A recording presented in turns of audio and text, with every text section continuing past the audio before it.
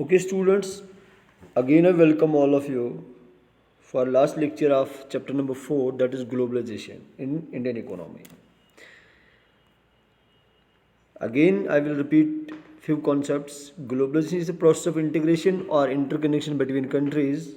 MNCs are playing very important role in globalization process.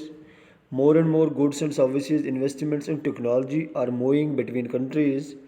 Not only that, movement of human being from one country to another also increases. Most regions of the world is in closer contact with each other than few decades back.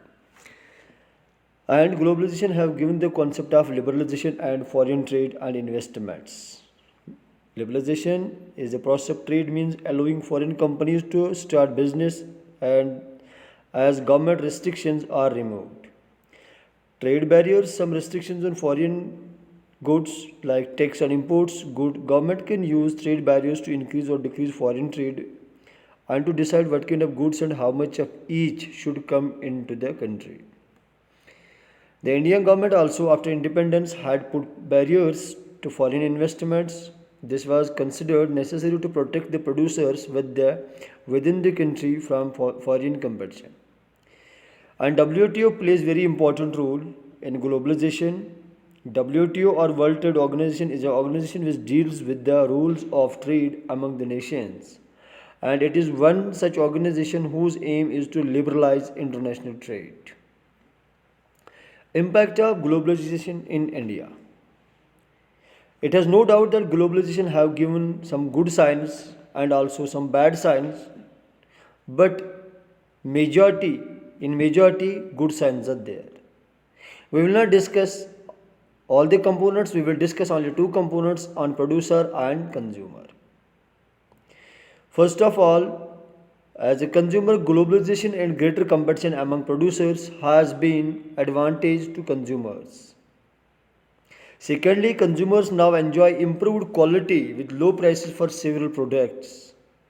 Third, as a result, these people enjoy higher standard of living than was possible earlier. Means this is the good sign or the positive side of globalization on India as a consumer. As a producer, foreign investments in India has come, new technology and production methods, rise of Indian multinational corporations means number of MNCs have been introduced, loss of small producers, small scale industries has been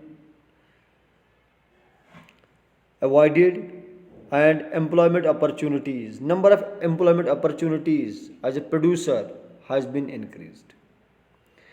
Now, steps for fair globalization. Here, what is meant by fair globalization? It is mentioned in your textbook. All of you will go through the textbook.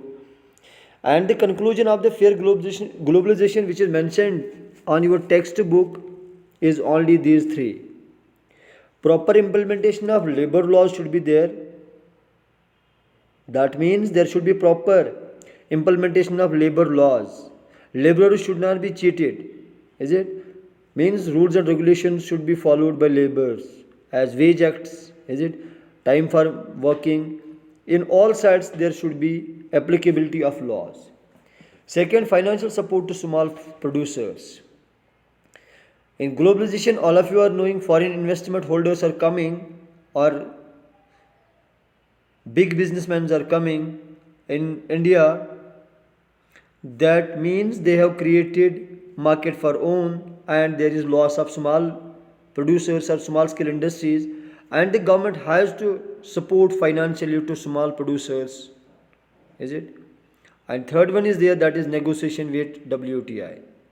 The government has also, because the motive of the WTO is to liberalize international trade, but government has to negotiate with WTO in some aspects for the protection of small scale industries, for some labor laws for labor laws or some security benefits which will be given to as a consumer, as a producer.